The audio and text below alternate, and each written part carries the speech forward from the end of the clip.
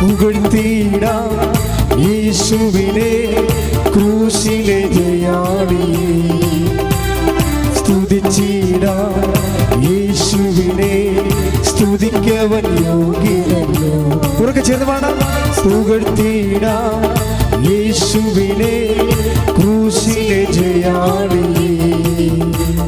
സ്തുതിച്ചിടാം യേശുവിനെ, സ്തുതിക്കവൻ യോഗ്യനല്ലോ. ആരാധിക്കാം യേശുവിനെ അധികാരമുള്ളവരെ, വണങ്ങിടാം ദൈവ കുഞ്ഞാടിനെ ആരിലും ഉന്നതരെ. ആരാധിക്കാം യേശുവിനെ അധികാരമുള്ളവരെ, വണങ്ങിടാം ദൈവ കുഞ്ഞാടിനെ ആരിലും ഉന്നതരെ. പുകഴ്ത്തിയിടാം യേശുവിനെ ക്രൂശിലെ ജയാളിയെ. സ്തുതിച്ചിടാം യേശുവിനെ, സ്തുതിക്കവൻ യോഗ്യനല്ലോ. കൈകൾ ഉയർത്തി.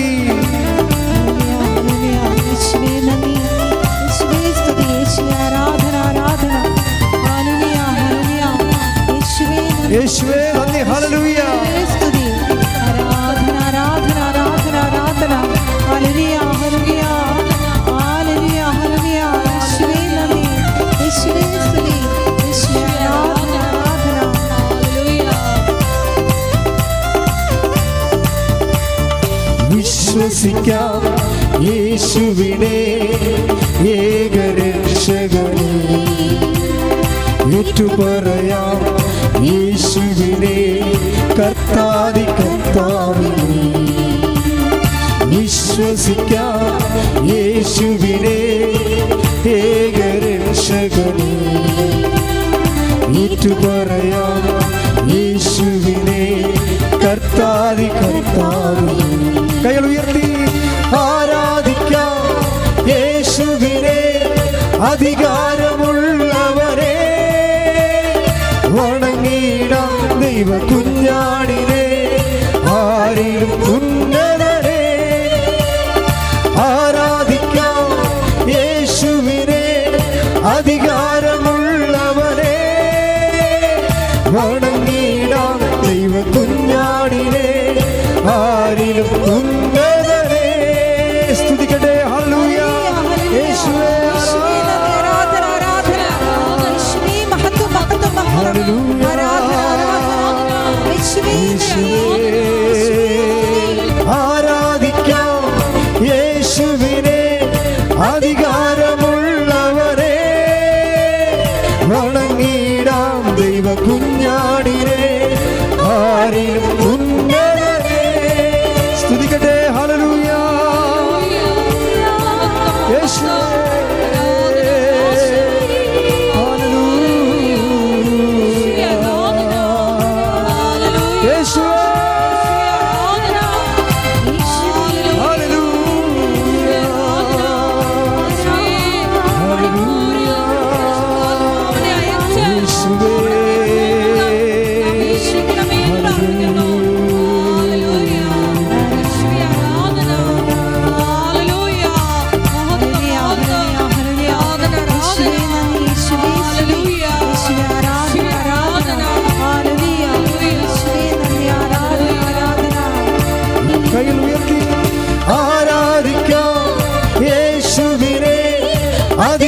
അധികാരമുള്ളവരെ, വണങ്ങിടാം ദൈവ കുഞ്ഞാടിനെ ആരിലും ഉന്നതരെ.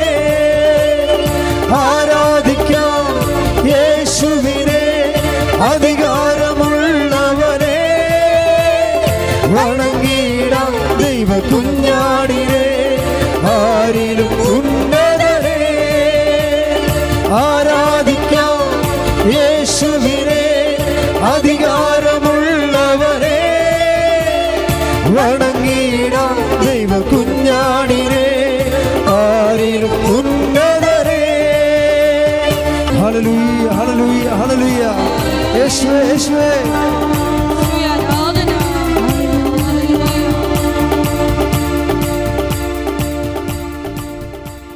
പരിശുദ്ധ പരമദിവ്യകാരുണ്യത്തിന് എന്നേരവും ആരാധനയും സ്തുതിയും പുകഴ്ചയും ഉണ്ടായിരിക്കട്ടെ.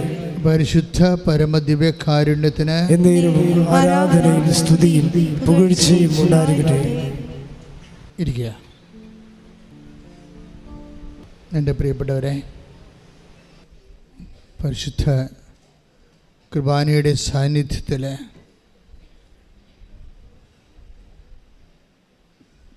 നമുക്കെല്ലാവർക്കും വേണ്ടി പരിശുദ്ധ അമ്മ പ്രത്യക്ഷപ്പെട്ട ഈ അൾത്താരയിൽ അമ്മയുടെ മാധ്യസ്ഥത്തിലാണ് നമ്മൾ ഒരുമിച്ച് കൂടിയിരിക്കുന്നത്. ദൈവത്തിന് എങ്ങനെയും നമ്മുടെ വിഷയത്തിൻ്റെ മേലെ ദൈവികമായ ഒരു തീരുമാനം ഉണ്ടാക്കാൻ കഴിയുക. ഏത് തരത്തിലാണെങ്കിലും ദൈവം ഒരു തീരുമാനം ഉണ്ടാക്കിയാലും മതി. അത് നെഗറ്റീവ് ഒരു പോസിറ്റീവ്, രോഗം എന്തോ എന്നെ പിടിച്ചോട്ടെ, നമ്മുടെ വിഷയത്തിൽ ദൈവം ഇടപെടണം. എനിക്ക് തോന്നുന്നത് കുറച്ചുകൂടി ഓപ്പണായിട്ടുള്ള ഒരു സത്യസന്ധമായിട്ടുള്ളൊരു നിലപാടതാണ്. ദൈവം എൻ്റെ വിഷയത്തിൽ ഇടപെടണം. What ever may be the effect, അതിൻ്റെ ഇഫക്റ്റ് എന്തോ ആയിക്കോട്ടെ, അത് ചിലപ്പോഴും ആദ്യം നെഗറ്റീവ് ആകാം, അതിനുശേഷം അത് പോസിറ്റീവായിട്ട് വരാം. അതെല്ലാം ദൈവത്തിൻ്റെ ജ്ഞാനത്തിൻ്റെയും പരിപാലനത്തിൻ്റെയും ഭാഗമാണ്. മാനുഷികമായിട്ട് നമ്മൾ അതിനെ കാണേണ്ട കാര്യമില്ല. പക്ഷേ ദൈവം ഇടപെടണം. എന്നൊരു കാര്യം വ്യക്തമാണല്ലോ. ഉടമ്പടി പോലെ ദൈവത്തിൻ്റെ ഇടപെടൽ സുനിശ്ചിതമാക്കുന്ന ഒരു ആധ്യാത്മിക പദ്ധതി നമ്മുടെ അറിവിലില്ല. അത്രയും സുനിശ്ചിതമായ രീതിയിലാണ് ദൈവം ഉടമ്പടിയിൽ നമ്മൾ ആ ഉടമ്പടിയുടെ സ്പിരിറ്റ് ഉൾക്കൊള്ളുകയാണെങ്കിൽ, ഇവിടെ ഒരു പ്രോബ്ലം ഉള്ളത് എന്താ, ഉടമ്പടി ചെയ്യുന്നുണ്ട് എല്ലാവരും, പക്ഷേ what is spirit of the covenant? ഉടമ്പടിയുടെ സ്പിരിറ്റ് എന്താണ്? ഉടമ്പടിയുടെ സ്പിരിറ്റ് നിന്നെ സ്നേഹിക്കുന്ന ദൈവത്തിന് വേണ്ടി ജീവിക്കാനുള്ള ഒരു മനസ്സിൻ്റെ സമർപ്പണമാണ്. ശ്രദ്ധിക്കട്ടെ. ഹല്ലേലൂയ, ഹല്ലേലൂയ, ഹല്ലേലൂയ, ഹല്ലേലൂയ. യേശുവേ നന്ദി. ഹല്ലേലൂയ, ഹല്ലേലൂയ, ഹല്ലേലൂയ, ഹല്ലേലൂയ.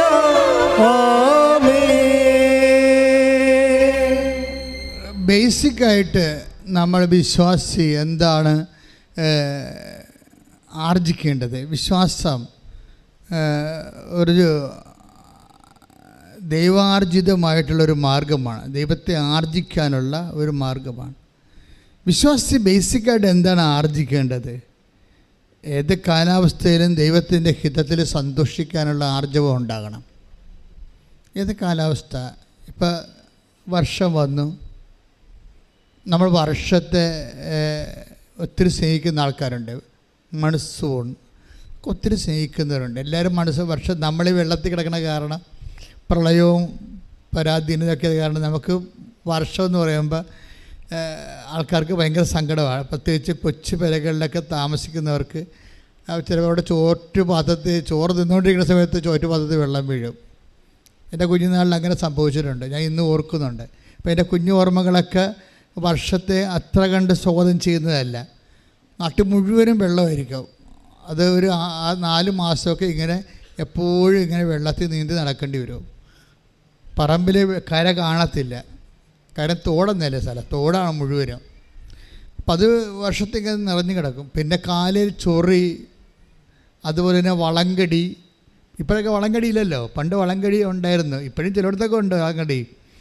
അതിങ്ങനെ കാലൊക്കെ ഇങ്ങനെ വിണ്ട് കീറി പഴുത്തിരിക്കും. രാത്രി കൊണ്ടുവന്ന് മണ്ണെണ്ണ വിളക്കേ വെച്ചോളും. കാല് നീട്ടി മണ്ണെണ്ണ വിളക്ക് കടിച്ചിട്ടേ വേദനിച്ചിട്ട് ചൊറിഞ്ഞിട്ട് അവസാനം മണ്ണെണ്ണ വിളക്കായിരിക്കുമല്ലോ അന്ന് ഉപയോഗിക്കണത്. അപ്പോൾ ആ മണ്ണെണ്ണ വിളക്കെ കാല് കാണിച്ചു കൊടുക്കും. 10-40 കൊല്ലം മുമ്പുള്ള 10-60 കൊല്ലം മുമ്പുള്ള ചരിത്രമാണ് പറയണത്. അപ്പോൾ വർഷം എന്ന് പറയുമ്പോൾ നമുക്ക് നമ്മുടെ മനസ്സിൽ എന്തോ ഒരു വലിയ സങ്കടം വരും. മഞ്ഞുകാലത്ത് ചുമയും പനിയും കൊരയുമായിട്ട് വേറൊരു സങ്കടം. അതെന്നാലും മഞ്ഞുകാലം കുറച്ചൊരു മെച്ചമാണ്. വേനൽക്കാലത്ത് കൊടും ചൂടാണ്, ശരിക്കും പറഞ്ഞാൽ കൊടും ചൂടാണ്. എന്നാലും രാവിലെയും വൈകുന്നേരവും വലിയ കുഴപ്പമില്ല. രാത്രി കിടക്കുമ്പോൾ ചൂടാണ്. ഇപ്പോൾ ഒരു കാലാവസ്ഥയും അങ്ങനെ ഫുള്ളായിട്ട് ബെറ്റർ അല്ലല്ലോ, ആണോ? ഒരു കാലാവസ്ഥയും ഫുൾ ആൻഡ് ഫുള്ളായിട്ട് മെച്ചമാണെന്ന് പറയാൻ പറ്റുക. താരതമ്യേന മോശമല്ല, നോട്ട് ദാറ്റ് ബാഡ്, അങ്ങനെ പറയാൻ പറ്റത്തുള്ളൂ. ജീവിതം ഇതുപോലെ തന്നെയാണ്. ജീവിതത്തിൽ ഒരു കാലാവസ്ഥയും നിങ്ങൾ അതിൻ്റെ അനുഭവങ്ങളെയാണ് ഫോക്കസ് ചെയ്യണമെന്നുണ്ടെങ്കിൽ കാലാവസ്ഥകൾ എല്ലാം നമ്മളെ തൃപ്തിപ്പെടുത്തുന്നില്ല. അനുഭവങ്ങളെയാണ്, ഒരു നല്ല അനുഭവത്തിന് വേണ്ടിയാണ് നമ്മൾ ജീവിതത്തിൻ്റെ വിഷയങ്ങളെ ഫോക്കസ് ചെയ്യണമെങ്കിൽ will not be that satisfied. നമുക്കത്രയും സന്തോഷമുണ്ടാകണമെന്ന് നിർബന്ധമില്ല. വചനം പറയണത് what may be the climate change ചെയ്താലും നിങ്ങൾ ദൈവത്തിൽ, നിങ്ങളുടെ മനസ്സ് ദൈവത്തിലായിരിക്കണമെന്നാണ്. അതാണ് ബൈബിൾ പറയണത്. ഓരോ കാലങ്ങൾ. നടപടി പുസ്തകം 17:25. ശ്രുതികട ഹല്ലേലൂയ. അപ്പോസ്തല പ്രവർത്തനങ്ങൾ 17-ാം അധ്യായം 26-27 തിരുവചനങ്ങൾ. ഭൂമുഖം മുഴുവൻ വ്യാപിച്ചു വസിക്കാൻ വേണ്ടി, ഒന്ന് പറഞ്ഞേ, ഭൂമുഖം മുഴുവൻ വ്യാപിച്ചു വസിക്കാൻ വേണ്ടി അവിടുന്ന് ഒരുവനിൽ നിന്ന് എല്ലാ ജനപദങ്ങളെയും സൃഷ്ടിച്ചു. അവർക്ക് വിഭിന്ന കാലങ്ങളും വാസഭൂമികളും നിശ്ചയിച്ചു കൊടുത്തു. കണ്ണീരാകാം, സന്തോഷമാകാം. അപ്പോഴേ ആ കാലത്തിൽ കൂടെ കണ്ണീരിന് പ്രാധാന്യം കൊടുത്തിട്ട് കാലത്തെ സമീപിക്കരുത്. സന്തോഷത്തിന് പ്രാധാന്യം കൊടുത്തിട്ട് കാലത്തെ സമീപിക്കരുത്. പിന്നെ ആർക്ക് പ്രാധാന്യം കൊടുക്കണം? ദൈവത്തിന് പ്രാധാന്യം കൊടുക്കണം. കൈയടിച്ച് കർത്താവിനെ ഞങ്ങളുടെ ജീവിതത്തിൽ കാലഘട്ടങ്ങളിൽ മാത്രം ലക്ഷ്യം വെച്ച് ആരാധനയിലൂടെ അഭിഷേകം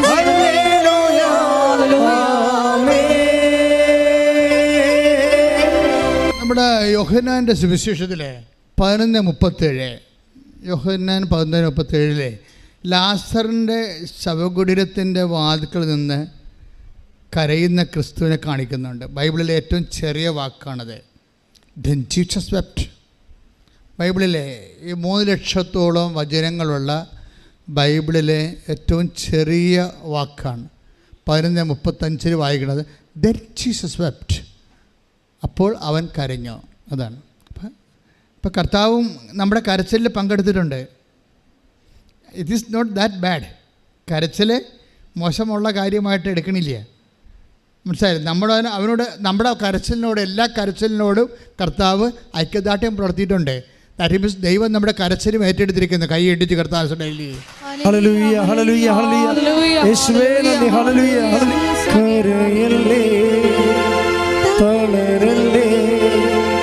നെഞ്ചൊന്നു നീരിടല്ലേ, നിന്നെ കാണാ നിന്നെ കേൾക്കാ നാദരുണ്ടിവിടെ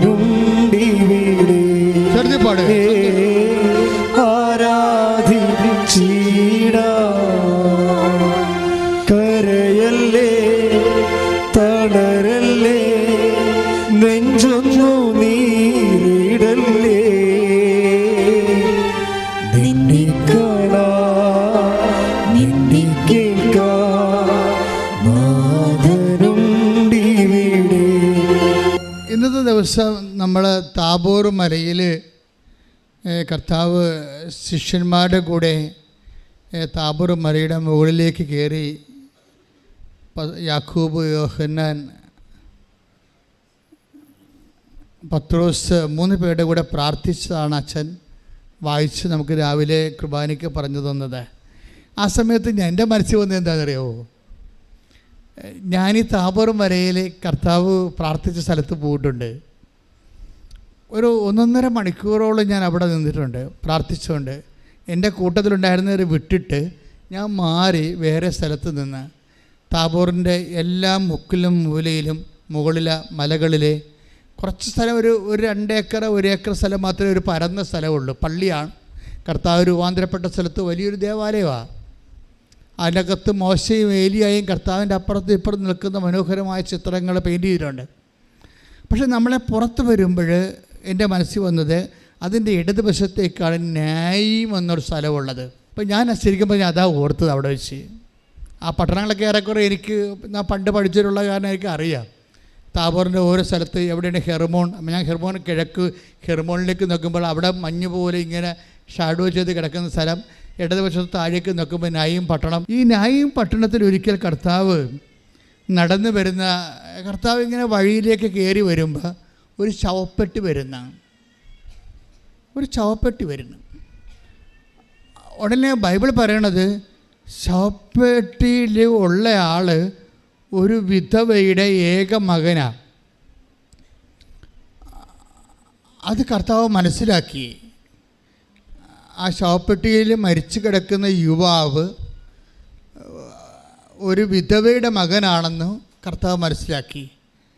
ആരും പറഞ്ഞതല്ല, ഈശോ ദൈവമായതുകൊണ്ട് മനസ്സിലാക്കി. പിന്നെ ഈശോ മനസ്സിലാക്കിയത് ഏക മകനാണെന്ന് മനസ്സിലാക്കി. ചെറുതല്ല വിഷയം നിസ്സാരമല്ല. നീ ഇവിടെ ഇരിക്കുന്നുണ്ടെങ്കിൽ നിൻ്റെ ഡീറ്റെയിൽസ് കർത്താവ് മനസ്സിലാക്കുന്നുണ്ട്. എന്തുകൊണ്ടാണ് ഇത്രയും ആൾക്കാർ ഓരോ ദിവസവും സാക്ഷ്യം പറയണത്? നമ്മുടെ അൾത്താരയിൽ എന്തെല്ലാം കാര്യങ്ങൾക്കാണ് സാക്ഷ്യം പറയുന്ന ആൾക്കാർ.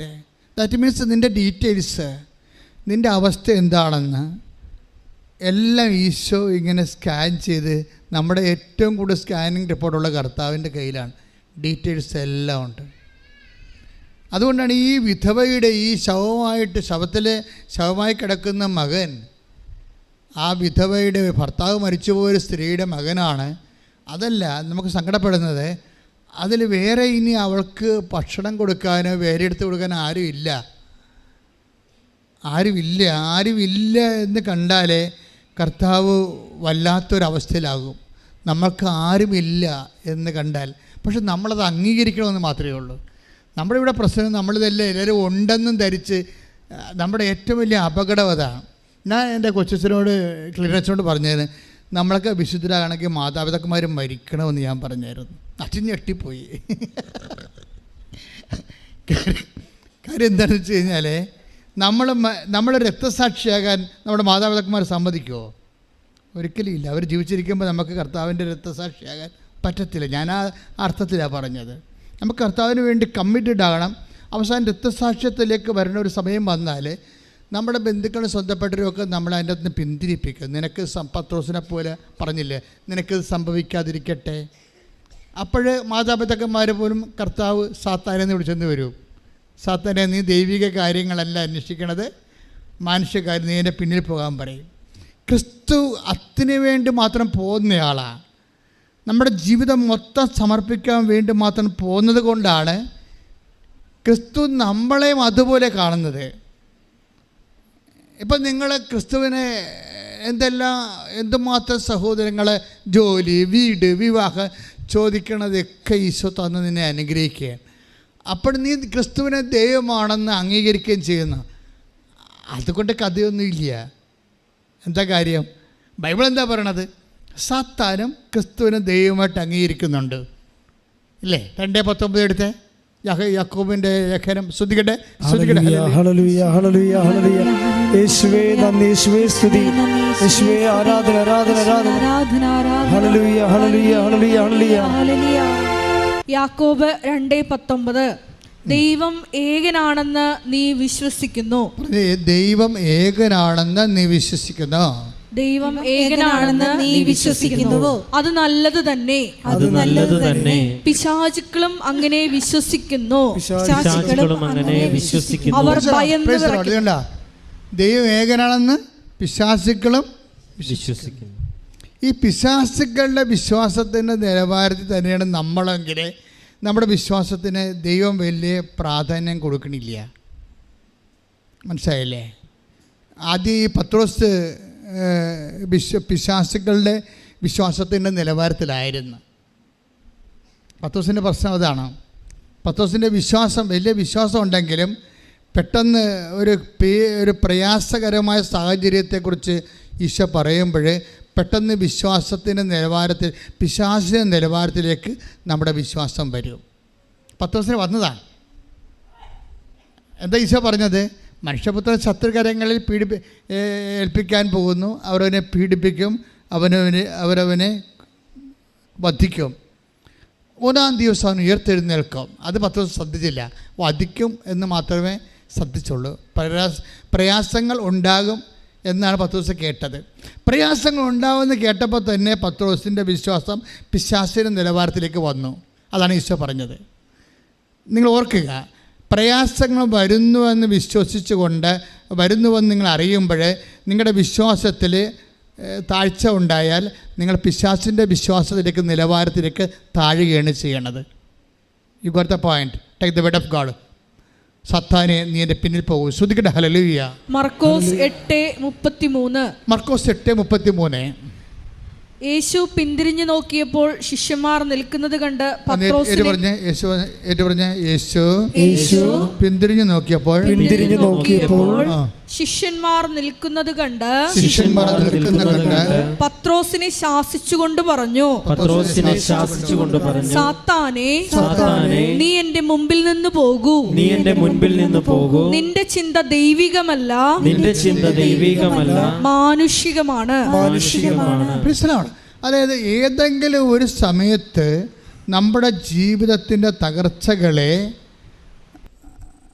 യേശുവിനെ മാറ്റി നിർത്തിക്കൊണ്ട് നമ്മൾ സമീപിക്കാൻ തുടങ്ങിയാൽ നമ്മുടെ ചിന്ത പക്കാ മാനുഷികമാകും. പക്കാ മാനുഷികമായ ചിന്താഗതിയോട് ജീവിക്കുന്ന ഒരാളെ മുമ്പിൽ നിർത്തിക്കൊണ്ടു പോകാൻ യേശുവിന് പറ്റത്തില്ല. അയാളെ പുറകിൽ പോകണം. അതാണ് പ്രശ്നം. അതാ നീ എൻ്റെ മുമ്പിൽ നിന്ന് പോകാൻ പറയും.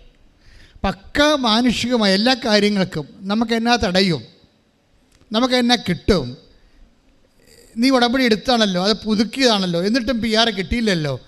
അപ്പോൾ അതിനോട് എന്തുകൊണ്ട് നീ പ്രത്യക്ഷിക്കുന്ന പ്രാർത്ഥനയിൽ എഴുന്നേക്കാൻ താമസിച്ചു പോയാൽ നീ സ്വാഭാവികമായിട്ടും വിശ്വാസത്തിൽ നിന്ന് പിന്തിരിഞ്ഞു.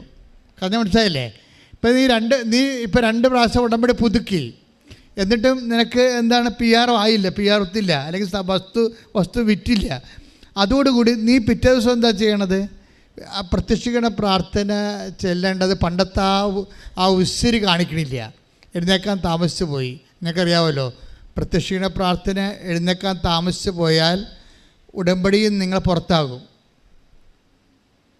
നിങ്ങൾക്ക് ഓർക്ക് എപ്പോഴെങ്കിലും ചെല്ലാൻ മതി, എപ്പോഴെങ്കിലും ചെല്ലാൻ പോരാ. 5:30 to 6:30 എൻ്റെ ടൈം, മാക്സിമം 5:30 അതിൻ്റെ ടൈം. അതെന്താ കാര്യം? അത് ബൈബിൾ അനുസരിച്ച് സെറ്റ് ചെയ്തിരിക്കുകയാണ്. ആ 119, 147 എടുത്തേ വചനം, സങ്കീർത്തനം 119, 147. ശ്രുതിക്കട്ടെ ഹല്ലേലൂയ. ഹല്ലേലൂയ, ഹല്ലേലൂയ, ഹല്ലേലൂയ. 119 സങ്കീർത്തനം 147 തിരുവചനം. അതിരാവിലെ എന്ന് പറഞ്ഞാൽ എത്രയാണ്? ഒരു 5:30 മണിയെങ്കിലും അല്ലേ?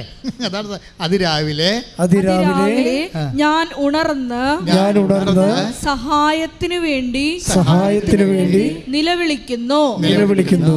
ഞാൻ അങ്ങയുടെ വാഗ്ദാനത്തിൽ പ്രത്യാശ അർപ്പിക്കുന്നു. ഉടമ്പടി നീ പ്രത്യാശ അർപ്പിക്കണം എപ്പോഴാണ്? അതിരാവിലെയാണ്. അതാണ് പ്രത്യക്ഷിക്കുന്ന പ്രാർത്ഥന 5:30 എന്ന് പറയണത്.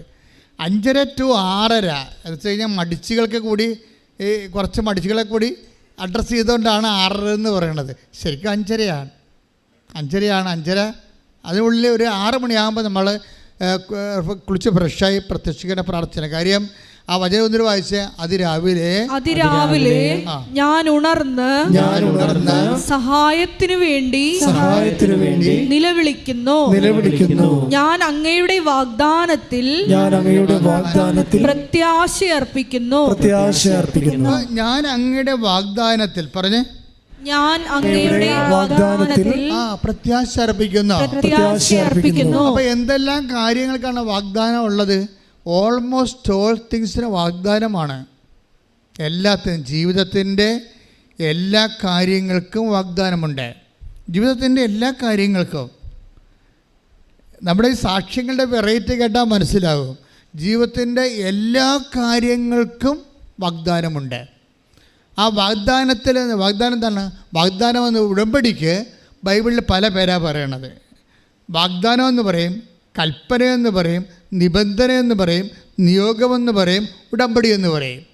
അപ്പം ഞാൻ അങ്ങയുടെ വാഗ്ദാനത്തെ പ്രത്യാശ അർപ്പിക്കണമെന്ന് വെച്ചാൽ ഞാൻ അങ്ങുമായിട്ട് ചെയ്ത ഉടമ്പടിയിൽ പ്രത്യാശ അർപ്പിക്കുന്നു. ആ പ്രത്യാശ അർപ്പിക്കുന്നത് കൊണ്ടാണ് ഞാൻ അതിരാവിലെ എഴുന്നേൽക്കുന്നത്. അല്ലെങ്കിൽ എനിക്ക് 10 മണിക്ക് എഴുന്നേറ്റാൽ മതിയായിരുന്നു. പിടിയിട്ടില്ല. അപ്പോൾ അത് പ്രത്യാശയുടെ ബന്ധം. നീ രാവിലെ എഴുന്നേൽക്കുന്നത് പ്രത്യാശയുമായിട്ടാണ് ബന്ധം കിടക്കുന്നത്. അപ്പം നിങ്ങൾക്ക് ഇഷ്ടമുള്ളപ്പോൾ കിടന്നിട്ട് ഇഷ്ടമുള്ളപ്പോൾ എഴുന്നേൽക്കാൻ പറ്റത്തില്ല. പ്രത്യാശ ഇല്ലാത്തവരാ. ഇഷ്ടമുള്ളപ്പോൾ കിടന്ന് ഇഷ്ടമുള്ളപ്പോൾ എഴുന്നേൽക്കാൻ പറ്റത്തില്ല. നിങ്ങൾക്ക് വചനത്തിൽ ഉടമ്പടി പ്രത്യാശ ഉള്ളവർ അതിരാവിലെ എഴുന്നേൽക്കണമെങ്കിൽ നേരത്തെ ഉറങ്ങാൻ നോക്കണം. ജീവിതത്തിന് ചിട്ട വേണം. അപ്പം അതുകൊണ്ട് പ്രാർത്ഥിക്കുക, കർത്താവായ ദൈവമേ, അങ്ങയുടെ ചട്ടങ്ങളെ ചിട്ടയോടെ പരിപാലിക്കാൻ എനിക്ക് ശക്തി തരണമേ.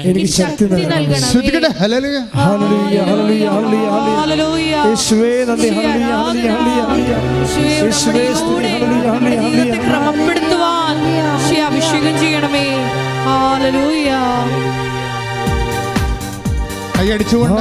പ്രയാസങ്ങൾ വന്നിടിലും തെല്ലും കുലുങ്ങുകയില്ലായിരേ.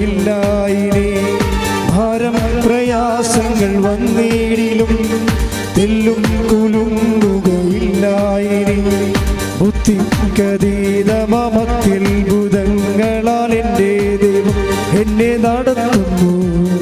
ബുദ്ധിക്കതീതമത്തിൽ ഭുതങ്ങളാൽ എൻ്റെ ദൈവം എന്നെ നടത്തുന്നു.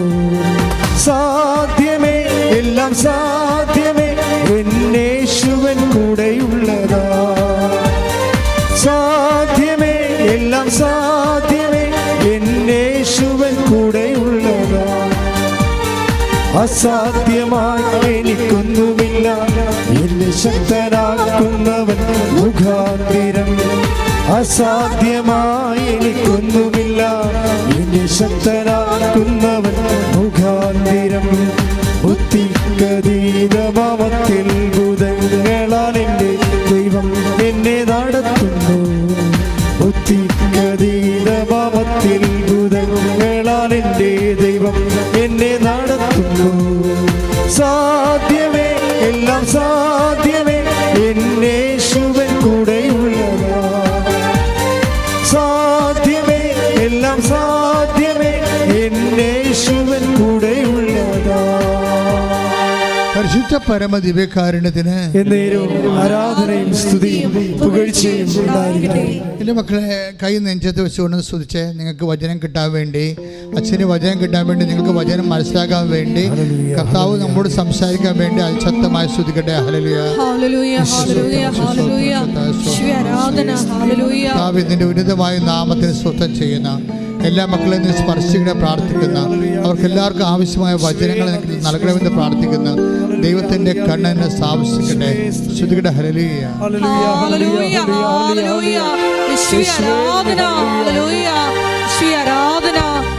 സ്വർഗ്ഗകവാടം തുറന്ന് ഞങ്ങൾക്ക് വചനം നൽകണമേ.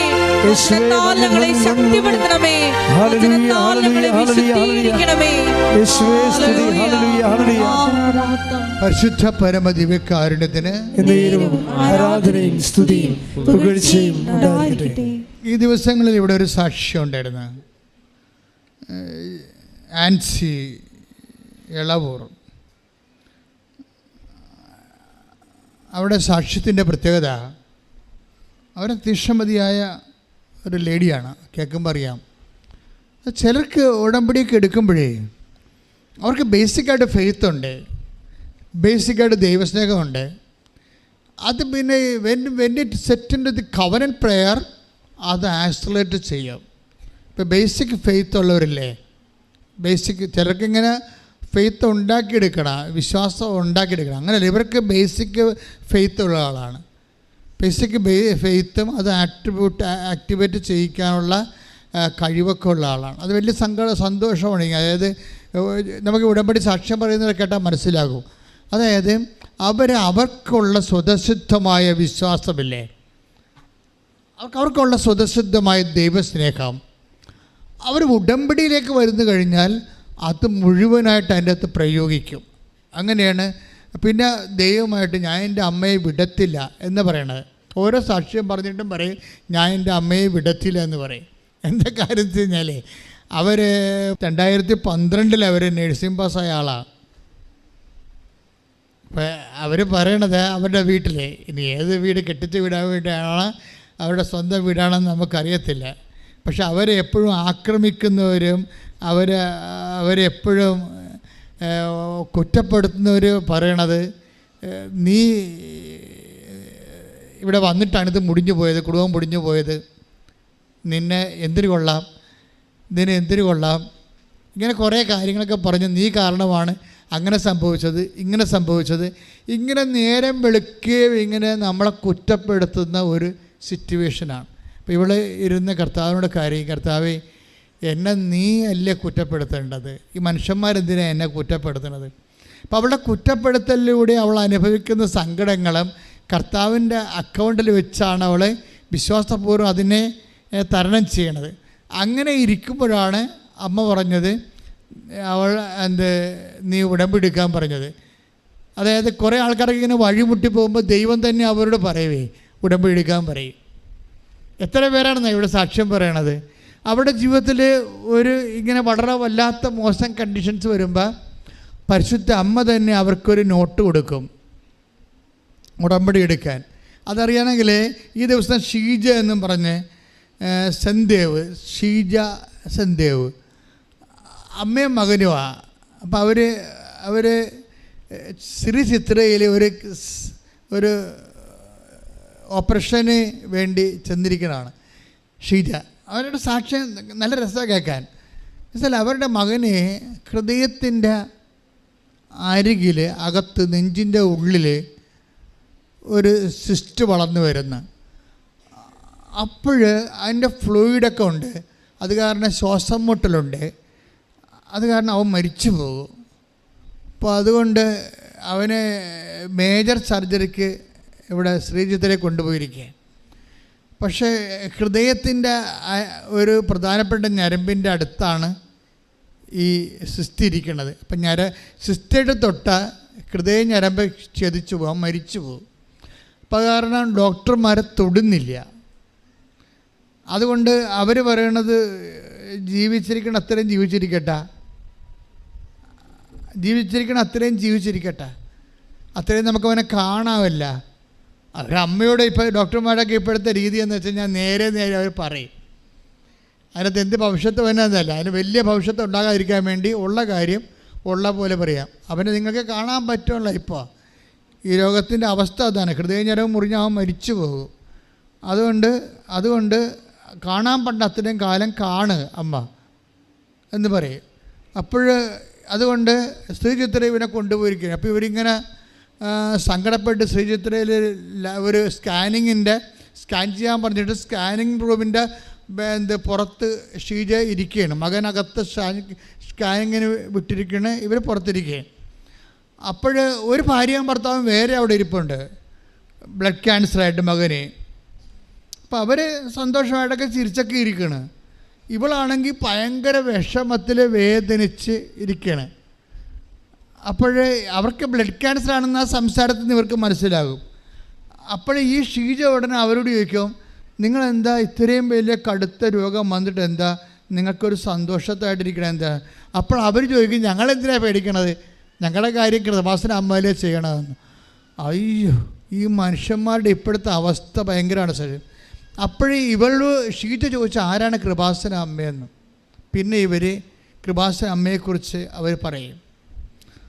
അവർ ഈ ബ്ലഡ് ക്യാൻസറുള്ള മാതാപിതാക്കൾ ഷീജയോട് പറയും. അങ്ങനെ ഒരു പത്രം കൊടുക്കും ഉടനെ.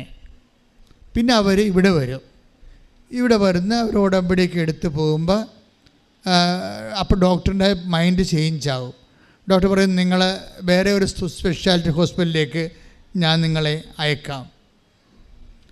അപ്പോൾ അവിടെ ചെല്ലുമ്പോൾ ഡോക്ടർ പറയും, ഓപ്പറേഷൻ ചെയ്താൽ ഹൃദയ ഞരമ്പ് മുറിയും എന്ന് പറയുന്നുണ്ടെങ്കിലും ഈ ഉടമ്പടിത്തേൽ എപ്പോഴും ഒരു നെഞ്ചത്ത് പുരട്ടി പ്രാർത്ഥിച്ചുകൊണ്ടിരിക്കും. അവരതിന് ഉടമ്പടി തൈലമെന്നല്ല ഷീജ വിളിക്കണത്, വിശ്വാസ തൈലമെന്നാണ് വിളിക്കണത്. ഓരോ മനുഷ്യന്മാരെ വിളിക്കണ വിളിയേ അനുഭവത്തിൽ നിന്നല്ല അവർ വിളിക്കണത്. നമ്മൾ ഉടമ്പടി തൈലം എന്ന് പറയും, അവർ പറയും ഞാൻ വിശ്വാസ തൈലം. അപ്പം വിശ്വാസമാണ് തൈലമായിട്ട് പെട്ടെന്നാണ് അവൾ പറയണത്. ഞാൻ വിശ്വാസ തൈലം എൻ്റെ മകൻ്റെ നെഞ്ചത്ത് പുരട്ടി, എന്നിട്ട് ഞാൻ മാതാവിനെ ഏൽപ്പിച്ചു. അപ്പോൾ ഡോക്ടർ എന്നോട് പറഞ്ഞു, നിങ്ങൾ എന്നെ വിശ്വസിക്കുക, എനിക്കൊരവസരം തരിക, ഞാനിത് നോക്കാം, പിന്നെ സങ്കടം വന്നാൽ നമുക്ക് 50-50. അപ്പോൾ പക്ഷേ മനസ്സായി ഡോക്ടറിന് മനസ്സായി ഓപ്പറേഷൻ ചെയ്യാൻ. അത്രയും അമ്മ പ്രവർത്തിച്ച് കഴിയുമ്പോൾ ഉടനെ ഓപ്പറേഷൻ്റെ ഡേറ്റ് ഫിക്സ് ചെയ്ത്. മകനെയും ഉറക്കറെ ഇനി ദൈവനിശ്ചയം അതാണെങ്കിൽ സ്വീകരിക്കാൻ അവനും തയ്യാറായി. പക്ഷെ അവൻ ഓപ്പറേഷന് കയറാൻ നേരത്ത് അവൻ അമ്മയോട് പറഞ്ഞു, അമ്മേ എന്നെ നെഞ്ച് ഓപ്പറേഷൻ ചെയ്യുമ്പോൾ അമ്മ വന്ന് എൻ്റെ കൂടെ നിൽക്കുക എന്ന് ഷീജയോട് ചോദിക്കും. അപ്പോൾ ഷീജ പറയും, തീർച്ചയായിട്ടും വന്ന് നിൽക്കും, ഞാനല്ല നിൻ്റെ അമ്മ, പരിശുദ്ധമ്മ, കൃപാസനം മാതാവെന്ന്. ശ്രുതിക്കട്ടെ. ഹല്ലേലൂയ.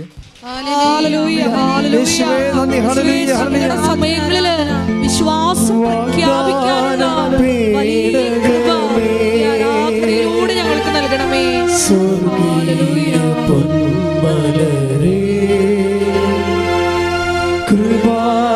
കൃപാസനത്തിൻ്റെ അമ്മേ,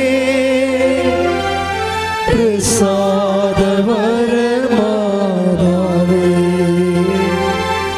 വാഗ്ദാനം പേടകമേ, സ്വർഗീയ പൊന്മലരേ,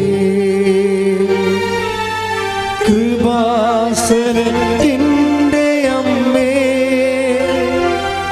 പ്രസാദവരമാതാവേ, പരിശുദ്ധ പരമദിവ്യകാരുണ്യത്തിന് ആരാധനയും സ്തുതിയും പുകഴ്ചയും ഉണ്ടായിരിക്കട്ടെ. അപ്പോൾ ഇപ്പോഴും ആൾക്കാരുടെ ഒരു അനുഭവം എന്ന് പറയണത്, ദൈവത്തിൻ്റെ പ്രതിനിധിയായിട്ട് നമ്മുടെ ജീവിതത്തിൻ്റെ സിറ്റുവേഷനിൽ അമ്മ നേരിട്ട് ഹാജരാകുന്ന ഒരവസ്ഥയാണ് കാണുന്നത്.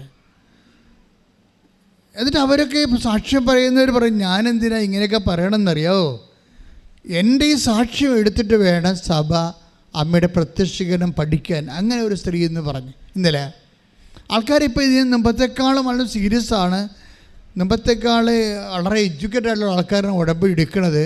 അവർക്ക് ഈ വിഷയത്തെക്കുറിച്ചൊക്കെ ഏത്യസ്റ്റായിട്ട് കാര്യങ്ങളെക്കുറിച്ച് അറിയാവർ. കാര്യം കൃപാസന അമ്മയെന്ന് പറയുന്നത് ഫാത്തിമ മാതാവല്ലല്ലോ, അത് വേളാങ്കണ്ണി അമ്മയല്ല, അത് ലൂർദ് മാതാവുമല്ല, പിന്നെ ആരാണ്?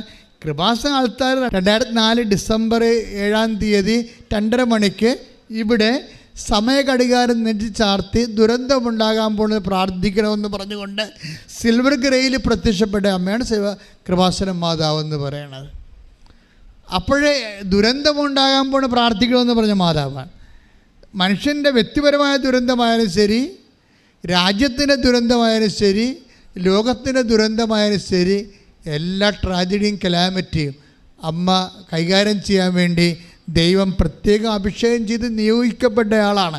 അതുകൊണ്ടാണ് ആൾക്കാരുടെ ഓരോ ലൈഫ് സിറ്റുവേഷനിലേക്കും അമ്മ ആളാം പ്രതി കടന്നു വരണത്. പ്രാർത്ഥിക്കുക, അമ്മേ പരിശുദ്ധ അമ്മേ, അമ്മേ പരിശുദ്ധ അമ്മേ, ദൈവമാതാവേ, എൻ്റെ ദുരന്തപൂർണമായ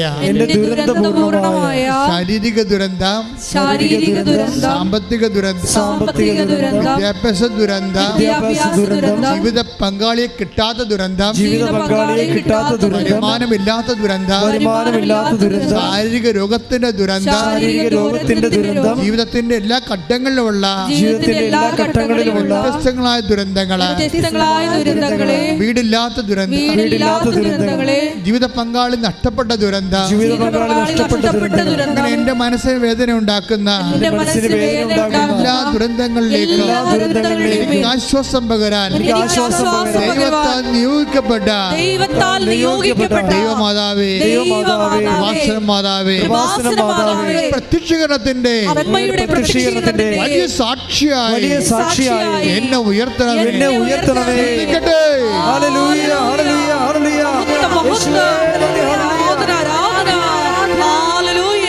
വാഗ്ദാനം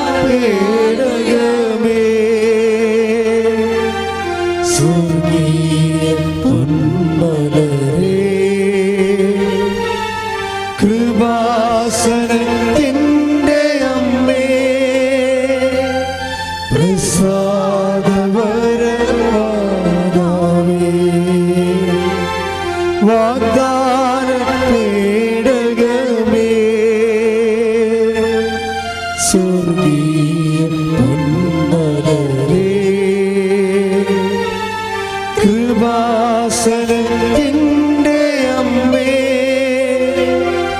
പ്രസാദപരമാതാവേ, പരിശുദ്ധ പരമദിവ്യകാരുണ്യത്തിന് ആരാധനയും സ്തുതിയും പുകഴ്ചയും ഉണ്ടായിരിക്കട്ടെ. അപ്പോൾ ആൻസി ഇളയാവറിൻ്റെ സാക്ഷ്യത്തിൽ ഒരു സാക്ഷ്യം, അവരുടെ വീട്ടിൽ അവരുടെ മകൻ പിച്ചും പേയും പറയാൻ തുടങ്ങി. മകനല്ല, ആങ്ങള പിച്ചും പേയും പറയാൻ തുടങ്ങി. അവൻ യൂറോപ്പിൽ വിദേശത്ത് ജീവിക്കുകയാണ്, ജോലി അവിടെയാണ്. ജോലി കഴിഞ്ഞ് വീട്ടിൽ വന്നപ്പോൾ അവൻ സംസാരിക്കണത് ശരിയാകണില്ല. ഓരോ മനുഷ്യൻ്റെ ദുരന്തമേ, സംസാരിക്കണത് ശരിയാകണില്ല. ഒരു ഓർമ്മക്കുറവ് പോലെയൊക്കെ പറയണം. എന്താ വെച്ചാൽ സങ്കടം ഭയങ്കരമാണ്. കല്യാണം കെട്ടിക്കാൻ കുറേ നാളായി, 10-27 വയസ്സായപ്പോൾ ഇന്ന് വരെ ജീവിത പങ്കാളിക്ക് ഒക്കണില്ല. ഇപ്പം ഇങ്ങനെ നിന്ന് പോകുവാന്ന് വിചാരിച്ചപ്പോഴേ അവൻ്റെ മനസ്സിൻ്റെ സമനില വിട്ട പോലെയൊക്കെ അവൻ സംസാരിക്കണം. നിങ്ങളിതൊക്കെ മനസ്സിലാകുന്നുണ്ടോ? ഇതൊക്കെ ദുരന്തമാണ് ശരിക്കും, എന്തുമാത്രം ദുരന്തമാണ്. അപ്പോൾ പെങ്ങൾക്കത് മനസ്സിലായി. അതായത് ആങ്ങളയ്ക്ക് ജീവിത പങ്കാളിയെ കിട്ടാത്ത, വിവാഹം കഴിക്കാൻ പറ്റാത്തത് കൊണ്ട് അവന് മനസ്സ് വേദനിച്ചിട്ട് അവനിങ്ങനെ സമനില തെറ്റിയ പോലെയൊക്കെ എല്ലാവരോടും എടുത്തു ചാടും, എല്ലാവരോടും കോപിക്കും. തൊട്ടാൽ അവൻ വഴക്കുണ്ടാക്കി അവസാനിക്കത്തുള്ളത്. ഒന്നും പിടിക്കണില്ല, ഭക്ഷണം പിടിക്കണില്ല, വസ്ത്രം തേക്കണ പിടിക്കണില്ല. അപ്പോൾ ഇങ്ങനെ പിടിക്കാതെ വരുമ്പോൾ നിങ്ങൾക്കറിയാം അത് ആ വിഷയം അതല്ല, വേറെ എന്തോ വിഷയമാണെന്നൊക്കെ മനസ്സിലായി. പക്ഷേ പെങ്ങളത് പെട്ടെന്ന് ക്യാച്ച് ചെയ്ത് അവനെ വിവാഹം കല്യാണം വെക്കാത്ത വന്നു. ഒരു പെണ്ണ് അവനെ പിടിക്കണില്ല, അതാണ് പ്രശ്നം. അവന് പിടിക്കണ പെണ്ണുങ്ങൾക്ക് പിടിക്കത്തില്ല. എന്ത് ദിവസം ഇങ്ങനെ നീട്ടിക്കൊണ്ട് പോവുകയാണ്. അപ്പോഴുടനെ ആൻസി പറഞ്ഞു ഉടമ്പടി എടുത്തില്ല. ആൻസി ഉടമ്പടി എടുത്ത കാരണം ആൻസിക്ക് ഒരു ധൈര്യമുണ്ട്. ആൻസി അമ്മയോട് പറഞ്ഞു, അമ്മേ ഇന്ന് അവൻ്റെ അവസ്ഥ കണ്ട, അവൻ പിച്ചിപ്പയും പറയാൻ കണ്ടില്ലേ, അവൻ്റെ സമനില എനിക്ക് സഹിക്കാൻ പറ്റുന്നില്ല. അവൻ നാളെ മറ്റന്നാളെ പോവുകയാണ്, ലീവും കഴിഞ്ഞ്. ഇക്കാലം ലീവ് മുഴുവൻ ഇവിടെ നിന്നിട്ട് അവന് പെണ്ണ് കിട്ടിയില്ല, അവൻ പോവുകയാണ്. ഇനി അവൻ എപ്പോൾ വരാനാ? വന്നാൽ തന്നെ അവൻ ഇപ്പം തന്നെ ഇത് അവസ്ഥയെങ്കിൽ എന്ത് അവസ്ഥയായിരിക്കും? അതുകൊണ്ട് അമ്മയോട് എനിക്ക് ഒന്നേ പറയാനുള്ളൂ, ഇന്ന് രാത്രി അമ്മ അവന് പെണ്ണിനെ കൊടുക്കണമെന്ന് പറയും. ഇന്ന് രാത്രി അവനുള്ള പെണ്ണിനെ എവിടെയാണ് ഉള്ളത്, അമ്മ അവന് അതിനൊരു അടയാളം കൊടുക്കണമെന്ന് പറയും. അപ്പോൾ അത്രയും സ്വതന്ത്രമായിട്ട് അമ്മയോട് സംസാരിക്കുകയാണ്. എന്നിട്ട് അവൾ മാറിക്കിടന്നുറങ്ങും. അപ്പോൾ അമ്മ അവൾ ഉറങ്ങണ സമയത്താണ് അമ്മ പറയും, നീ പറഞ്ഞ കാര്യം സെറ്റായിട്ടുണ്ടെന്ന് പറയും. അത് അമ്മ ഇങ്ങനെ നമ്മോട് സംസാരിക്കുക, അത് രസമാണ്. അതായത് അമ്മ ഇവളോട് പറയും, ഈ രാത്രി തന്നെ ഈ വിഷയത്തിൽ തീരുമാനം ഉണ്ടായിട്ടുണ്ട്. ഇവൾ സ്വരം കേൾക്കണ പോലെ അത് അവൾ ആന്തരിക ആത്മാവിൽ മനസ്സിലാക്കും. ഈ കൃപാസന അമ്മയുടെ ഒരു രീതി അതാണ്. അത് ഡയറക്റ്റാണ് സംസാരിക്കുക. കാണേണ്ട പാട്ടിൽ വന്ന് കാണും, സംസാരിക്കേണ്ട പാട്ടിൽ വന്ന് സംസാരിക്കും. അന്തരക്കരണം കൊണ്ട് നമ്മളത് കേൾക്കും, അന്തജ്ഞാനം കൊണ്ടത് തിരിച്ചറിയും. ഇങ്ങനെ നമ്മൾ ഇന്ന് വരെ ഞാൻ എൻ്റെ ജീവിതത്തിൽ അനുഭവിക്കാത്ത തരത്തിലുള്ള സാക്ഷ്യങ്ങളാണ് ആൾക്കാർ പറയണത്. അപ്പോൾ അമ്മ അവളോട് പറയും, ഇന്ന് രാത്രി ഈ വിഷയം സെറ്റ് ചെയ്യുമെന്ന് പറയും. അപ്പോൾ അതൊക്കെ സമാധാനത്തിൽ ഇവൾ കിടന്നുറങ്ങും. ഉറങ്ങിയിട്ട് അവളെ കെട്ടിച്ച വീട്ടിൽ നിന്ന് രാവിലെ അവളുടെ സ്വന്തം അമ്മയെ വിളിക്കും. അമ്മ ഇന്നലെ രാത്രി വല്ലതും സംഭവിച്ചാ? അമ്മ എന്നോട് പറഞ്ഞായിരുന്നു എന്നുള്ള രീതിയിൽ കാര്യം പറയത്തില്ല. ഇന്നലെ രാത്രി ആങ്ങളുടെ കല്യാണമായിട്ട് വല്ലതും സംഭവിച്ചാ? അപ്പോൾ ഉടനെ പറയും, ഇന്നലെ രാത്രി 8:30 കഴിഞ്ഞപ്പോഴൊരു കോൾ ഉണ്ടായിരുന്നു, അവരിങ്ങോട്ട് വിളിക്കുകയാണ് ചെയ്തത്. കല്യാണം കെട്ടിക്കാൻ തയ്യാറാണോ, നിങ്ങളുടെ മകനെ ഞങ്ങളുടെ മകൾക്ക് ആലോചിക്കാൻ തയ്യാറാണോ എന്ന് ചോദിച്ചെന്ന്. അപ്പോഴേ ഇവൾ പറഞ്ഞു, ദാറ്റ്സ് ഓക്കെ, അത് അമ്മയുടെ കേസാണ്, ഇനി അത് കളയണ്ട, ചെയ്തേക്കാമെന്ന് പറഞ്ഞു. ഇനിയൊന്നും അറിയണ്ട, തിരക്കണ്ട, അന്വേഷിക്കണ്ട, നമുക്ക് ചെയ്യാമെന്ന് പറയും. അപ്പോൾ അത് പെട്ടെന്ന് കല്യാണം വിത്തിൻ ഒരു വീക്കിലെ കല്യാണം കല്യാണം നടക്കും. നമ്മൾ എൻ്റെ മക്കളെ ശ്രദ്ധിക്കേണ്ട കാര്യത്തിൽ ചെറുക്കന്മാരും പറയും, പെണ്ണുങ്ങളും പറയും, അല്ല ഞാനെവിടെ പോകാൻ, അമ്മ എങ്ങനെ പോയി പ്രാർത്ഥിക്കുക, അവൾക്ക് ചമ്മല. ദൈവത്തോട് അവൾക്ക് ജീവിത പങ്കാളിയെ കിട്ടണില്ലെന്ന് പറയാൻ ചമ്മല. അതാണ് പ്രശ്നം, അതാണ് നിങ്ങളുടെ പ്രശ്നം. നിങ്ങൾക്ക് ദൈവത്തോട് തുറന്ന് പറയാൻ പറ്റണില്ല, അത്രയും എളിമയില്ല നിങ്ങൾക്ക്.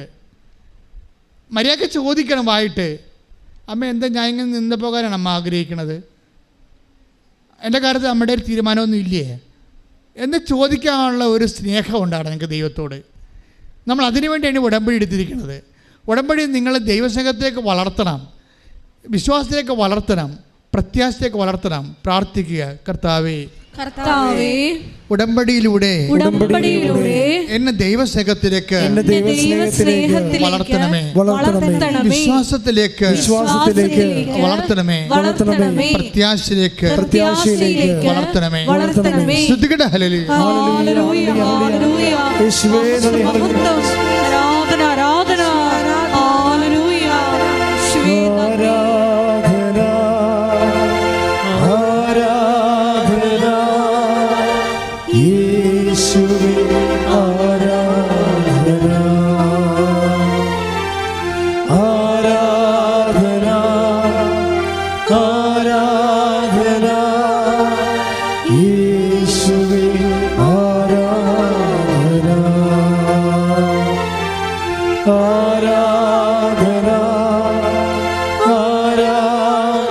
സ്നേഹമേ സ്നേഹമേ ആരാധന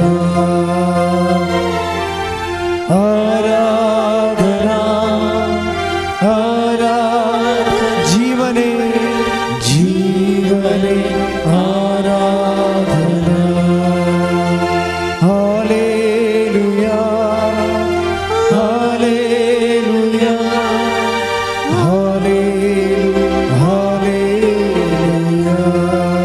പരിശുദ്ധ പരമദിവ്യകാരുണ്യത്തിന് ആരാധനയും സ്തുതിയും പുകഴ്ചയും ഉണ്ടായിരിക്കട്ടെ. അപ്പോൾ നമ്മളിങ്ങനെ പേഴ്സൺ ഡയലോഗുകളിലേക്ക് ആണ് നമ്മുടെ സ്പിരിച്വാലിറ്റി ഡെവലപ്പ് ചെയ്ത് വരണത്. ഇതുണ്ട്, ഓരോ വ്യക്തികൾ ദൈവത്തോട് സംസാരിക്കണുണ്ടല്ലേ, അമ്മയോട് തുറന്ന് സംസാരിക്കുകയാണ്. എന്നിട്ട് അവർ തന്നെ സമയം ഫിക്സ് ചെയ്യാൻ, ഇന്ന് രാത്രി അമ്മ ഈ വിഷയം സെറ്റാകണം. അപ്പോൾ എന്നിട്ട് അത് തന്നെയാണ് അവരുടെ വാക്ക് ഏറ്റെടുത്തിട്ടാണ്. നിങ്ങൾക്ക് ഒരു കാര്യം അറിയാമല്ലോ, അമ്മ ദൈവത്തിന് കിട്ടിയ ഒരു അമ്മഭാവമാണ് ശരിക്കും പറഞ്ഞാൽ. പരിശുദ്ധ മറിയം സൃഷ്ടിയാണ്, നമുക്കറിയാം, ദൈവം സൃഷ്ടിച്ച ഒരാളാണ്.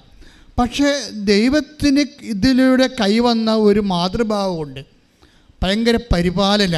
ദൈവം അത് അമ്മയിലൂടെ ശരിക്കും നിർവഹിക്കുന്നുണ്ട്. നിങ്ങൾക്കറിയാമല്ലോ ദൈവത്തിൻ്റെ നിലപാടെന്താ? ദൈവത്തിൻ്റെ നിലപാടല്ലല്ലോ അമ്മയുടെ നിലപാട്, രണ്ടും രണ്ടാ. നിങ്ങൾക്ക് മനസ്സിലായില്ലേ? ദൈവത്തിൻ്റെ നിലപാട് ഭയങ്കര ഉയർന്നൊരു നിലപാടാണ്, അമ്മയുടെ നിലപാട് താഴ്ന്ന നിലപാടാണ്. നിൻ്റെ അവസ്ഥയിലേക്ക് താഴ്ന്നു വരൂ. ദൈവം എന്താ പറഞ്ഞിരിക്കണത്? 12:29 വായിച്ച്, ലൂക്കാന്റെ സുവിശേഷം. ശ്രുതികട്ടെ. ഹല്ലേലൂയ ഹല്ലേലൂയ ഹല്ലേലൂയ ഹല്ലേലൂയ ഹല്ലേലൂയ. യേശുവേ നന്ദി, യേശുവേ സ്തുതി. ഹല്ലേലൂയ ഹല്ലേലൂയ ഹല്ലേലൂയ ഹല്ലേലൂയ. യേശുവേ സ്തുതി, ആരാധന. ഹല്ലേലൂയ ഹല്ലേലൂയ ഹല്ലേലൂയ. ലൂക്ക 12:29. ലൂക്ക 12:29. എന്ത് തിന്നുമെന്നോ എന്ത് തിന്നുമെന്നോ എന്ത് തിന്നുമെന്നോ എന്ത് കുടിക്കുമെന്നോ എന്ത് കുടിക്കുമെന്നോ അന്വേഷിക്കേണ്ട ആകുലചിത്തരാവുകയും വേണ്ട. ഈ ലോകത്തിന്റെ ജനതകളാണ് ഇതെല്ലാം അന്വേഷിക്കുന്നത്. മനസ്സിൽ പിടിച്ചേ. ലൂക്ക 12:29. എന്ത് പറഞ്ഞ ഒന്ന് എന്ത് തിന്നുമെന്നോ എന്ത് കുടിക്കുമെന്നോ വിചാരിച്ച് ആകുലചിത്തരാകേണ്ട. ആരാണിത് അന്വേഷിക്കണം എന്നാ പറയണത്? ഈ ലോകത്തിന്റെ സന്തതികളാണ് ഇതൊക്കെ അന്വേഷിക്കണം. അപ്പോൾ ഇതല്ലേ ക്രിസ്തുവിൻ്റെ ഒരു നിലപാട് കണ്ട? ദൈവികമായ നിലപാട്, ഉയർന്ന നിലപാടാണ്. ഈ നിലപാടുള്ള ആളിൻ്റെ അടുത്ത് എന്നിട്ടാണ് പറയണത് അവർക്ക് വീഞ്ഞില്ലെന്ന്. മനസ്സിലായില്ലേ? ഈ നിലപാട് എന്താണ്? എന്ത് തിന്നുമെന്നോ എന്ത് കുടിക്കുമെന്നോ ചിന്തിച്ച് ആകുലപ്പെടേണ്ട. പിന്നെ ആരാണത് അന്വേഷിക്കണത്? ഈ ലോകത്തിൻ്റെ സന്തതികളാണ്. അപ്പോൾ എന്താണ്? അമ്മ ഈ ലോകത്തിൻ്റെ സന്തതിയായിട്ട് താന്നുകൊണ്ടാണ് നമുക്ക് വേണ്ടി അഡ്വക്കേറ്റ് ചെയ്യണത്. അത് മനസ്സിലായില്ലേ? അതായത് നിങ്ങളിത് കൃത്യമായിട്ട് മനസ്സിലാക്കണം. ദൈവികമായൊരു നിലവാരമെന്ന് പറയുന്നത് ദൈവത്തിൻ്റെ നിലപാട്. ഞാനിപ്പോൾ ഒരു അമ്മയില്ലായിരുന്നെങ്കിൽ ശരിക്കും പറഞ്ഞാൽ ക്രിസ്തീയത ജീവിതത്തിൻ്റെ സമ്മർദ്ദങ്ങളോട് മുഖം തിരിച്ച് നിൽക്കേണ്ടി വന്നേനാ. പറഞ്ഞു മനസ്സിലായില്ലേ? കാര്യം എന്താണ്? എന്ത് കുടിക്കുമെന്നോ എന്ത് തിന്നുമെന്നോ വിചാരിച്ചുകൊണ്ട് നിങ്ങൾ ആകുലചിത്തരാകേണ്ട. ലോകത്തിൻ്റെ സന്തതികളാണിതെല്ലാം അന്വേഷിക്കുന്നത്. ആ എന്ത് കുടിക്കുമെന്ന് പോലും ആകുലചിത്തരാകേണ്ട എന്ന് പറയുന്ന ആ ദൈവത്തിൻ്റെ മുഖത്ത് നോക്കിയിട്ടാണ് അവർക്ക് വീഞ്ഞില്ല എന്ന് പറയണത്. മനസ്സിലായ? അപ്പോൾ രണ്ട് വിഷയമാണ് ഇതിനകത്ത് ബ്രാൻഡഡ് ആകണത്. അതായത് ദൈവത്തിൻ്റെ നിലപാടിൽ എന്ത് കുടിക്കുമെന്ന് എപ്പോഴും ആകലപ്പെട്ടുകൊണ്ടിരിക്കുന്ന ആൾക്കാർ, എന്ത് ഭക്ഷിക്കുമെന്ന് ആകലപ്പെട്ടുകൊണ്ടിരിക്കുന്ന ആൾക്കാർ ഒന്ന് ഉത്കണ്ഠാകുലരാണ്. ഉത്കണ്ഠാകുലരായതുകൊണ്ട് തന്നെ അവർ ലോകത്തിൻ്റെ സന്താനങ്ങളാണ്. അവർക്ക് വിശ്വാസമില്ല എന്നാണ് എൻ്റെ അർത്ഥം. ഇതാണ് ദൈവത്തിൻ്റെ മൈൻഡ് സെറ്റ്. ഈ ദൈവത്തിൻ്റെ മൈൻഡ് സെറ്റിനെ കൗൺട്രാക്ട് ചെയ്തുകൊണ്ടാണ് അമ്മ നമ്മുടെ കണ്ണുനീര് കർത്താവിൻ്റെ തിരുസന്നിധി സമർപ്പിക്കുന്നത്. ഇതാണ് അമ്മ. ശ്രുതിക്കട്ടെ ഹല്ലേലൂയ. ഹല്ലേലൂയ, ഹല്ലേലൂയ, ഹല്ലേലൂയ. ഞങ്ങൾക്ക് അമ്മയെ തന്നതിന് നന്ദി പറയുന്നു. ഹല്ലേലൂയ, ശ്രുതിക്കട്ടെ ഹല്ലേലൂയ. ഹല്ലേലൂയ, ഹല്ലേലൂയ, ഹല്ലേലൂയ, ഹല്ലേലൂയ. യേശുവേ നന്ദി, ഹല്ലേലൂയ. ആരാധന. ഹല്ലേലൂയ. എന്നുടെ അമ്മ എനിക്കും ഈശോയ്ക്കും ഒരേ അമ്മ. എന്തു നല്ലമ്മ എന്നുടെ അമ്മ എനിക്കും ഈശോയ്ക്കും ഒരേ അമ്മ. പരിശുദ്ധ പരമദിവ്യകാരുണ്യത്തിന് ആരാധനയും സ്തുതിയും പുകഴ്ചയും ഉണ്ടായിരിക്കട്ടെ. അപ്പം നിങ്ങളെപ്പോഴും കേൾക്കുന്നവർ മനസ്സിലാക്കണം എന്നറിയാവോ? അതായത് കേൾക്കുന്ന വിചാരിക്കും, ഓ കുടിച്ചും തിന്നൊക്കെ അമ്മയുടെ കൂടെ കഴിയാവില്ല. അതല്ല അമ്മയുടെ ഉദ്ദേശം. അമ്മയുടെ മനസ്സിൽ പറയും, ഇത് ഇൻട്രൊഡ്യൂസ് ചെയ്യേണ്ട സമയമാണ്. ആരെ? ഈശോനെ. നിങ്ങൾക്ക് ഒരു അടയാളം സംഭവിക്കുമ്പോൾ എന്താണ് ദൈവം ചെയ്യണത്? അമ്മയിലൂടെ ദൈവത്തെ നിങ്ങൾക്ക് പരിചയപ്പെടുത്തി തരികയാണ്. മനസ്സിലായില്ലേ? അമ്മ ഒരു കൈച്ചുണ്ടിയാണ്. ഇതാണ് വഴി. ഇതിലേ പോയാൽ ക്രിസ്തുവിനെ കണ്ടെത്താം. അതാണ് അമ്മ. കൈയിട്ടിച്ച് കർത്താവ് ഹല്ലേലൂയ. ഹല്ലേലൂയ, ഹല്ലേലൂയ, ഹല്ലേലൂയ. ഞങ്ങൾ നടക്കേണ്ട വഴി പരിശുദ്ധ അമ്മയിലൂടെ കാണിച്ചു തരുന്നതിന് നന്ദി പറയുന്നു. ഹല്ലേലൂയ.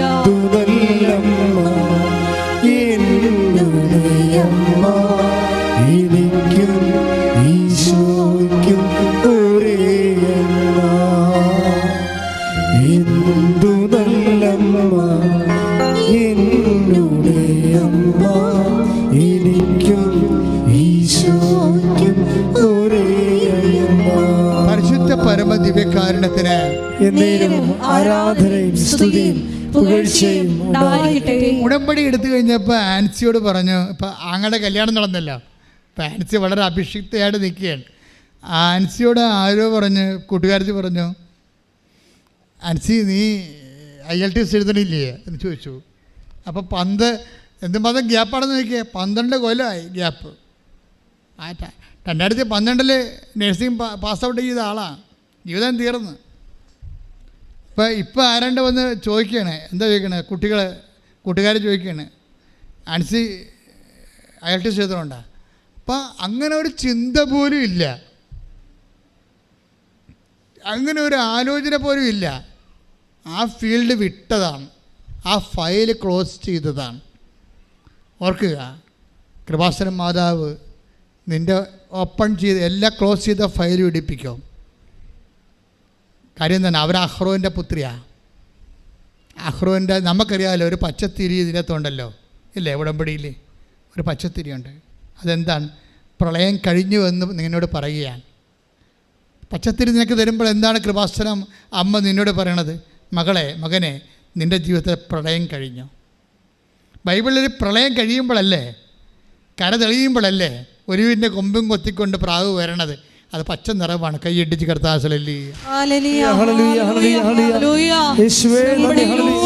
ഞങ്ങളുടെ വരണ്ട കമ്പുകളെ തളിർപ്പിക്കുന്ന അവിടുത്തെ സ്നേഹത്തിന് നന്ദി പറയുന്നു. ഹല്ലേലൂയ. എന്റെ നല്ലമ്മേ, നീ എന്നാശ്രയം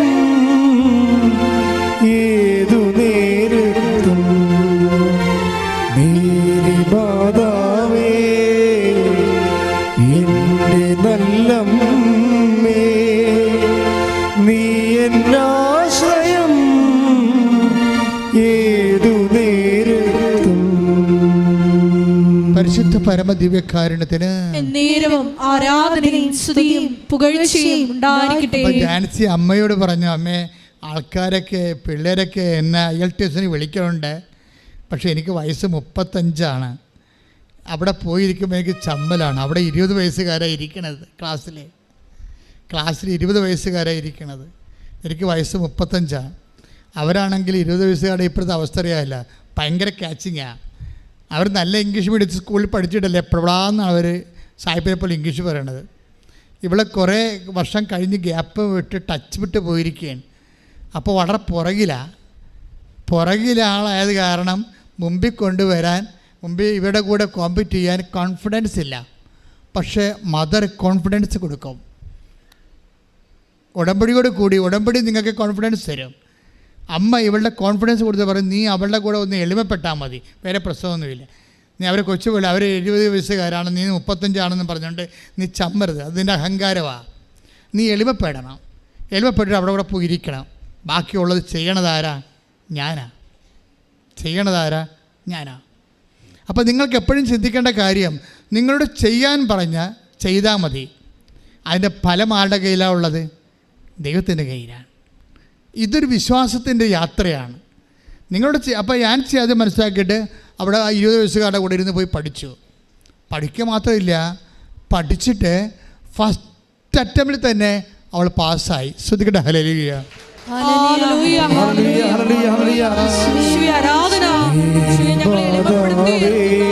അവിടുത്തെ കാരണത്തിന് നന്ദി പറയുന്നു. നീ എന്നാശ്രയം ഏതു നേരത്തും മേരി മാതാവേ, എന്റെ നല്ലമ്മേ, നീ എന്നാശ്രയം ഏതു നേരത്തും. പരിശുദ്ധ പരമദിവ്യകാരുണ്യത്തിന് അമ്മ നമ്മുടെ ജീവിതമാണ് നോക്കുന്നത്. മനസ്സിലായില്ലേ? നിൻ്റെ ജീവിതം, നിൻ്റെ അവസ്ഥ, നിൻ്റെ കണ്ണ് നിറയുന്നുണ്ടോ? നിൻ്റെ കൺകോളിൽ ഒളിച്ചിരിക്കുന്ന കണ്ണുനീര് കാണുന്ന അമ്മയുടെ സൗഹൃദമാണ് നമുക്ക് ഉടമ്പടി നൽകണത്. അതുകൊണ്ടാണ് എൻ്റെ മക്കളോട് ഞാൻ പറയുന്നത്, നിങ്ങൾ അമ്മയെപ്പോലെ വിശ്വാസത്തിലും പ്രത്യാശയിലും ദൈവസ്നേഹത്തിലും ഉടമ്പടിയിൽ അങ്ങ് മുഴുകണം. അങ്ങനെ മുഴുകിയ ദൈവം ഓൺലൈനാണ്. ആൻസി പരീക്ഷയൊക്കെ പാസ്സാക്കി കഴിഞ്ഞിട്ട് എൻ്റെ അടുത്ത് വരും. ഇവിടെ എല്ലാവരും പ്രാർത്ഥിക്കുമല്ലോ, IELTS-കാരെയും വിസ വരാത്തവരെയും ഓഫർ ലെറ്റർ വന്നവരെയും പൈസ കൊടുത്തവരെയും പ്രതിസന്ധിയിലായവരെയും എല്ലാവരെയും നേരത്തെ പ്രാർത്ഥിക്കുക. ഇപ്പം ആൻസി പറയണത്, ആൻസിയുടെ തലയെ കൈ വെച്ചിട്ട് ഞാൻ ഇവരുടെ പാസ്പോർട്ട് കൊണ്ട് അമ്മയെടുത്ത് കൊടുക്കും. പാസ്പോർട്ട് കൊടുക്കുമ്പോൾ അമ്മ 4 എന്ന് എന്നോട് പറയും.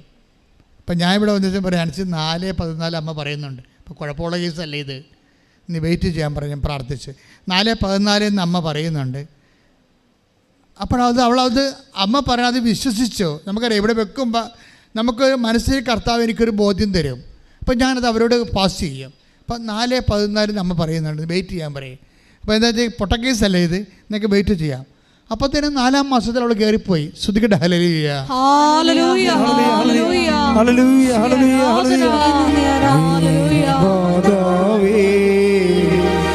എന്റെ നല്ലമ്മേ, നീ എന്നാശ്രയം ഏതു നേരത്തും മേരി മാതാവേ, എന്റെ നല്ലമ്മേ, നീ എന്നാശ്രയം ഏതു നേരത്തും. അതായത് നിങ്ങൾ കുറച്ച് കഴിഞ്ഞാൽ, ഒരു ടൈം കഴിഞ്ഞാൽ എൻ്റെ മക്കൾ മെക്കാനിക്കൽ, ഇപ്പം നമുക്കറിയാമല്ലോ, പണ്ട് ഈ ലോറിയൊക്കെ ഓടിക്കണില്ലേ, പഴയ ലോറിയൊക്കെ അല്ലേ, 5 ടൺ ലോറിയൊക്കെ ഓടിക്കുമ്പോൾ അത് മെക്കാനിക്കൽ സ്റ്റിയറിങ്ങാണ്. അതൊക്കെ ഇങ്ങനെ സ്റ്റിയറിങ് പിടിച്ച് വളക്കണമെങ്കിൽ ഡ്രൈവറിൻ്റെ 18 മസിലും നമുക്ക് കാണും, പുറത്ത് കാണിക്കാതെ. ഇപ്പോഴങ്ങനെയല്ല, ഇപ്പോഴേ പവർ സ്റ്റിയറിങ് അല്ല, ഇതിങ്ങനെയല്ലേ കാണിക്കത്തുള്ളവർ അല്ലേ. അപ്പം അതുപോലെ തന്നെ പ്രെയർ പവർ സ്റ്റിയറിങ്ങിലാക്കണം. കുറച്ച് കഴിയുമ്പോൾ ഇത് അഭിഷേകമാകും. ഇപ്പോൾ ആൻസിയുടെ ഒരു സാക്ഷ്യം കേട്ടപ്പോൾ എനിക്ക് തോന്നിയത്, ആൻസിക്ക് ഭയങ്കര പേടിയാണ് വണ്ടി ഓടിക്കാൻ ഭയങ്കര പേടിയാണ്. വിറക്കും, പിന്നെ വിറക്കും, പല പ്രശ്നങ്ങളാണ്. പക്ഷേ ഒരു പ്രാവശ്യം ഈ ഉടമ്പടി എടുത്ത് കഴിഞ്ഞതിന് ശേഷം ഇവൾ ഈ പ്രത്യക്ഷിക്കുന്ന പ്രാർത്ഥന അഭിഷേകമായിട്ട് കിട്ടും. പുസ്തകം നോക്കാതെ തന്നെ നമ്മൾ ഓട്ടോമാറ്റിക്കായിട്ട് എന്തെങ്കിലും ഇഷ്യൂ വന്ന ഉടനെ പ്രത്യക്ഷിക്കുന്ന പ്രാർത്ഥന വായിന്ന് വരും. അതിന് അഭിഷേകം എന്ന് പറയുന്നത്. നമുക്ക് എന്തെങ്കിലും ഇഷ്യൂ വന്നാൽ നമ്മളിപ്പോൾ നമ്മളൊരു പ്രഗ്നൻസിയിൽ മകളുടെ പ്രസവത്തിന് പോയി നിൽക്കുകയാണ്. അപ്പോൾ അവളെ ഓപ്പറേഷൻ തിയേറ്ററിൽ കയറ്റി. അപ്പോൾ അമ്മ പുറത്ത് നിൽക്കുകയാണെങ്കിൽ ഓട്ടോമാറ്റിക്കായിട്ട് ആരും പറയണ്ട, പ്രത്യക്ഷിക പ്രാർത്ഥനയും വിശ്വാസ പ്രമാണവും സ്വർഗസ്ഥനായ പിതാവും നന്മ പറഞ്ഞു വരെയൊക്കെ ഓട്ടോമാറ്റിക്കായിട്ട് വരും. അതിനാണ് അഭിഷേകം എന്ന് പറയുന്നത്. അതിനാണ് പവർ പ്രേയറിൻ്റെ പവർ സ്റ്റിയറിംഗ് എന്ന് പറയും. അങ്ങനെ ആയിക്കഴിഞ്ഞാൽ നിങ്ങൾ രക്ഷപ്പെട്ട്.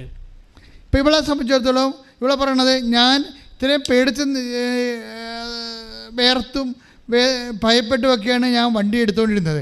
പക്ഷേ ഞാൻ ഇപ്പോഴേ വണ്ടിയെ താക്കോൽ ഇട്ട് തിരിക്കുമ്പോൾ തന്നെ എൻ്റെ മനസ്സിൽ അറിയാതെ ഞാൻ പ്രത്യക്ഷ പ്രാർത്ഥന ചൊല്ലിക്കൊണ്ടിരിക്കുകയായിരിക്കും. പക്ഷേ ഞാനത് കുറച്ച് കഴിഞ്ഞാൽ മനസ്സിലാക്കണത് ഞാൻ പ്രത്യക്ഷ പ്രാർത്ഥന ചൊല്ലിക്കൊണ്ടിരിക്കുകയായിരിക്കുമല്ല എന്ന്. അപ്പോൾ ഭയമെല്ലാം പോയി. പ്രയർ അഭിഷേകമായി കഴിഞ്ഞാൽ ഭയം പോകും. ഭയത്തെ കളയാൻ ഏറ്റവും നല്ല കാര്യം. ഇപ്പോൾ എന്ത് വിഷയമായാലും നിങ്ങളിത് അഭിഷേകമായി ഒന്ന് പ്രാർത്ഥിച്ചേ. കർത്താവ് ദൈവമേ,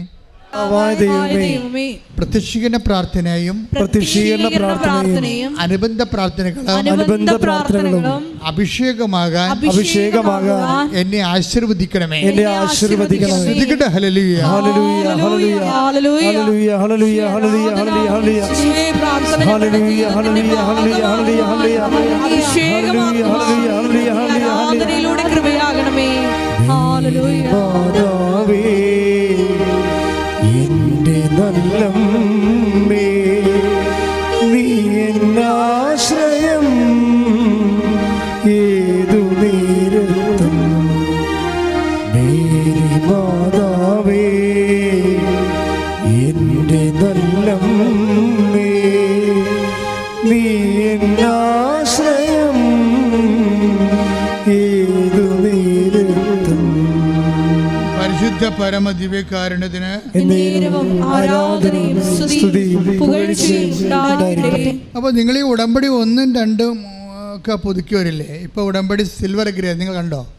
10-12 പേർക്ക് ഇഷ്യൂ ചെയ്തിട്ടുണ്ട് ഉടമ്പടി സിൽവർ ഗ്രേ. എന്നുവെച്ചാൽ 4ാം കൊല്ലം ഉടമ്പടിയിൽ ജീവിക്കുന്നവരാണ് സിൽവർ ഗ്രേ വരണം ഫസ്റ്റ്. അപ്പോൾ അവരെ സംബന്ധിച്ചിടത്തോളം ഉടമ്പടി ജീവിത രീതിയാകും. ഉടമ്പടി ജീവിത രീതിയാകും. ചിലപ്പോൾ 1,00,000 പേർ ഉടമ്പടി എടുത്താൽ ചിലപ്പോൾ 10 പേരൊക്കെ ആ മേഖല വരത്തുള്ളായിരിക്കും. ഇനി കൂടുതൽ വരാൻ സാധ്യതയുണ്ട്. കാര്യം ആൾക്കാർ ഒത്തിരി പേര് ഉടമ്പടി ജീവിത രീതി പോലെ എടുക്കുന്നുണ്ട്. കാര്യം അത് കൗതാശികമായിട്ട് ആൾക്കാരെ ശക്തിപ്പെടുത്തും, സഭയുമായിട്ട് ശക്തിപ്പെടുത്തും. അവൻ ഏത് സഭയിലാണ് വിശ്വസിക്കണം ആ സഭയിൽ അവനെ ശക്തിപ്പെടുത്തും. അങ്ങനെ കൃത്യതയോടുകൂടി ദൈവത്തിൻ്റെ കൂടെ സഞ്ചരിക്കുന്നത് ഏറ്റവും ഇഷ്ട കാര്യങ്ങളിൽ.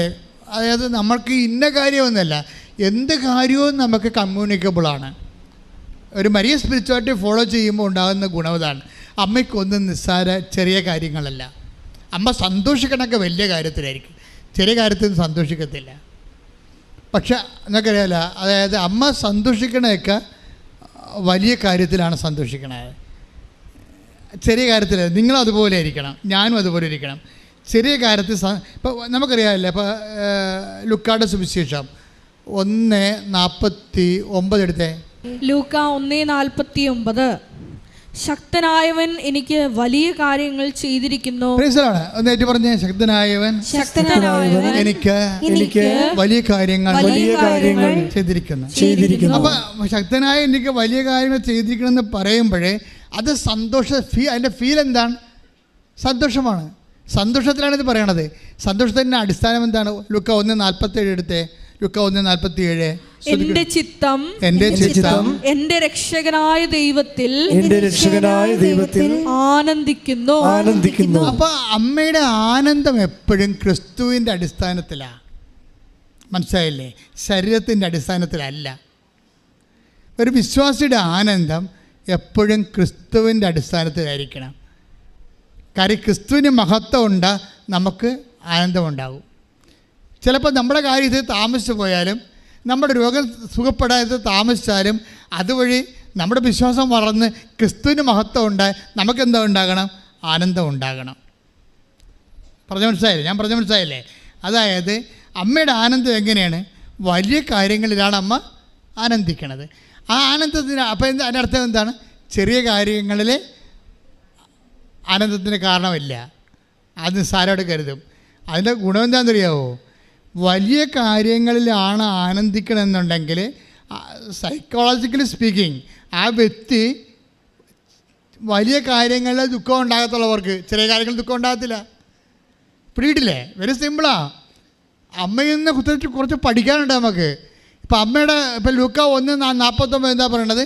ലൂക്ക 1:49 ശക്തനായവൻ എനിക്ക് വലിയ കാര്യങ്ങൾ ചെയ്തിരിക്കുന്നു. ഒന്ന് പറഞ്ഞു, ശക്തനായവൻ എനിക്ക് വലിയ കാര്യങ്ങൾ ചെയ്തിരിക്കുന്നു. ആനന്ദത്തോടെ അത് പറയുന്നതിന്റെ അടിസ്ഥാനം എന്താണ്? ലൂക്ക 1:47 എന്താണ്? എന്റെ ചിത്തം എന്റെ രക്ഷകനായ ദൈവത്തിൽ ആനന്ദിക്കുന്നു. എന്റെ ചിത്തം പറഞ്ഞേ, എന്റെ ചിത്തം എന്റെ രക്ഷകനായ ദൈവത്തിൽ ആനന്ദിക്കുന്നു. അപ്പോഴേ അമ്മയുടെ ആനന്ദത്തിന്റെ അടിസ്ഥാനം രക്ഷകനായ ദൈവമാണ്. രക്ഷകനായ ദൈവം ആരാണ്? ക്രിസ്തുവാണ്. ക്രിസ്തുവിലുള്ള ആനന്ദമാണ് എല്ലാ വിഷയത്തിൻ്റെ ആനന്ദമായാലും ദുഃഖമായാലും അമ്മയുടെ ആത്മീയതയുടെ അടിസ്ഥാനം ക്രിസ്തുവാണ്. അപ്പോൾ ക്രിസ്തുവിൽ മാത്രം ആനന്ദിക്കുന്ന കാരണം വലിയ കാര്യങ്ങൾ മാത്രമേ അമ്മയെ സന്തോഷിപ്പിക്കാൻ പറ്റത്തുള്ളൂ. ദാറ്റ് മീൻസ് ചെറിയ കാര്യങ്ങളിൽ അമ്മയ്ക്ക് സന്തോഷം അത്ര കണ്ട് പ്രാധാന്യം ഇല്ല എന്നുണ്ടെങ്കിൽ അതുപോലെ തന്നെ എനിക്ക് അമ്മയുടെ ദുഃഖത്തിൻ്റെ നിലവാരവും. ചെറിയ കാര്യങ്ങളൊന്നും ദുഃഖിക്കത്തില്ല. നിങ്ങളിങ്ങനെ ആവശ്യമില്ലാതൊക്കെ മോങ്ങിക്കൊണ്ട് നടക്കുന്നതിൻ്റെ അർത്ഥം. ക്രിസ്തീയ ജീവിതം അങ്ങനെയാണ്, മനസ്സിലായില്ലേ? പട്ടിമോങ്ങണ പോലെ കാണണം എല്ലാത്തും. ഇപ്പോൾ ഒരു പെണ്ണ് നേരത്തെ പറഞ്ഞ് എൻ്റെ മകള് ലൈൻ അടിച്ചവൻ്റെ കൂടെ പോയെന്ന് പറഞ്ഞു. ഞാൻ പറഞ്ഞു നല്ല കാര്യമെന്ന്. എന്താ കാര്യം? നിനക്കിന് ഇപ്പം അവന് ചെറുക്ക കിടക്കേണ്ട ആവശ്യമില്ല ഉണ്ടാ? ഇല്ല, തീർന്നു. ആ പ്രശ്നം തീർന്നു. എല്ലാ പ്രശ്നവും തീരുകയാണ് നിനക്ക്. ഞാൻ പറഞ്ഞ് മക്കളെ പറഞ്ഞ് വിടരുത് കേട്ടാ. എന്താ ഇവളെ എല്ലാത്തിനും മോങ്ങണ പാർട്ടിയാണ്. ഞാൻ പറഞ്ഞു നിൻ്റെ ഭർത്താവ് വെള്ളം അടിച്ചെന്നും പറഞ്ഞു നീ എൻ്റെ അടുത്ത് മോങ്ങിയില്ലേ കുറേ നാളായിട്ട്? ശരി, അപ്പോൾ വെള്ളോട് നിർത്തിയാ? ഇപ്പം ഇല്ല. മോങ്ങൽ നിർത്തിയാ? ഇല്ല. എന്നാ പിന്നെ എന്താ മോങ്ങണത്? പറഞ്ഞ മനസ്സിലായില്ലേ? അതായത് നിങ്ങളിങ്ങനെ ഓരോ കാര്യത്തിനും കരയാൻ തുടങ്ങിയ മരണം വരെ കരയേണ്ടി വരും. കരയേണ്ടെന്ന് തീരുമാനിച്ച ക്രിസ്തുവിലെ പറഞ്ഞേ, ഞാൻ ക്രിസ്തുവിൽ തീരുമാനിക്കുന്നു. ഇനി ഇതുപോലുള്ള കാര്യങ്ങൾക്ക് ഞാൻ കരയത്തില്ല. ക്രിസ്തു കൈമോശം വന്നാൽ മാത്രമേ ഞാൻ വലിയ വിഷമം പരിശുദ്ധ അമ്മയെ പോലെ പ്രകടിപ്പിക്കത്തുള്ളൂ. ആത്മാവേ പരിശുദ്ധാത്മാവേ സുവിശേഷത്തിന്റെ പക്വതയിലേക്ക് പരിശുദ്ധ അമ്മ പ്രകടിപ്പിച്ച ജീവിത സമീപനത്തിലേക്ക് ഉടമ്പടിയിലൂടെ എന്നെ ഉയർത്തണമേ.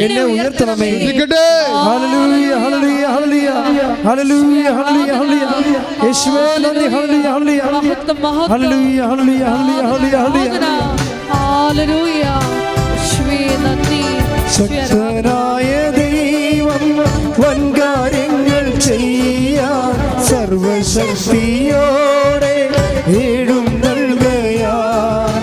ശക്തനായ ദൈവം വൻകാര്യങ്ങൾ ചെയ്യാൻ സർവശക്തിയോടെ എഴുന്നള്ളുകയാൽ. എന്തൊരാനന്ദം അമ്മ മേരിയോടൊപ്പം ആരാധിക്കുന്നു. എന്തൊരാനന്ദം അമ്മ മേരിയോടൊപ്പം ആരാധിക്കുന്നു. പരിശുദ്ധ പരമദിവ്യകാരുണ്യത്തിന് ആരാധനയും സ്തുതിയും പുകഴ്ചയും ഉണ്ടായി.